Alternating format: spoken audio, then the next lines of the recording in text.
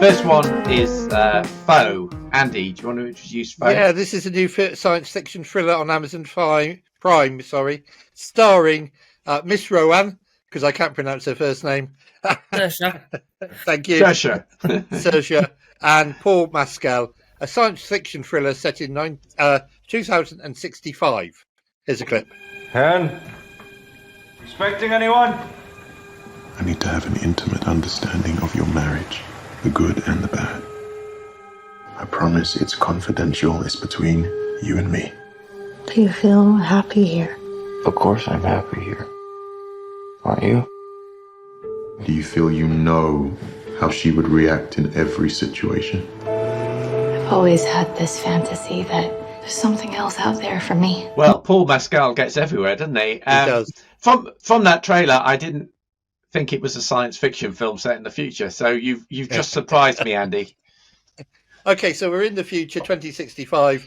Fresh water, habitable land of precious commodities, climate change has taken control of the Earth, and we are moving out into outer space.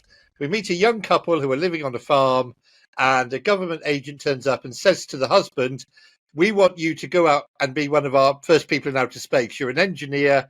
We need you to be on the first ship off the planet. He then says to his wife, your husband's going to be away for 2 years. We don't want you to be alone. So what we're going to do is we are going to provide you with an AI human clone of your husband. Okay? Then 6 months later, the government agent moves in and starts monitoring every move that her husband makes so that he can begin to fashion a clone of her husband. Now, this all sounds very good, very intriguing. The critics absolutely slammed it, 25% on Rotten Tomatoes out of 102 critics.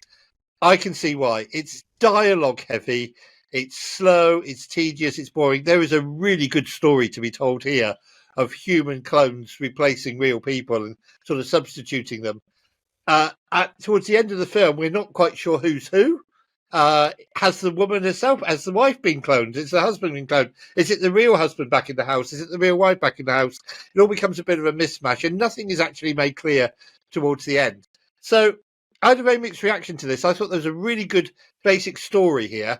The way the story is told, though, is so dragged out, so boring, so dialogue heavy, that you really do start to lose interest after a while. So I gave it a 6 out of 10.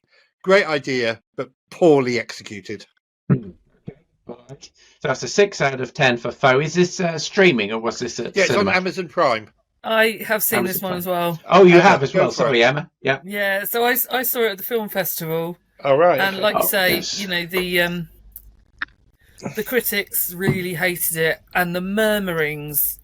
It's like I was waiting for people to leave the cinema around me, and I was just listening to them, and everyone hated it. Yeah. I really disliked It's a great idea. It's a fabulous idea, but so poorly executed. Yeah, there are some bits that are absolutely amazing, and it's just joined together with absolute nonsense padding. Yeah, agreed. And there are lots of things that they're clearly trying to do something with it, but I don't feel like they explained enough about anything to make it make sense. I think thinking about it afterwards when I was on my way home, I was like, oh, maybe that's what they meant. But yeah, it's not well connected. There were some nice touches at the very end, but I think the fact, and like you say, looking at that trailer, you wouldn't know it was sci-fi, and it just randomly throws in the sci-fi elements to you, and it is quite jarring in how different it is. But yeah, so I was a 6 as well on that. You were a 6. That's two. Oh, interesting. Yeah. That's 2 6s, which makes Foe a miss. All right. So that's a miss for Foe.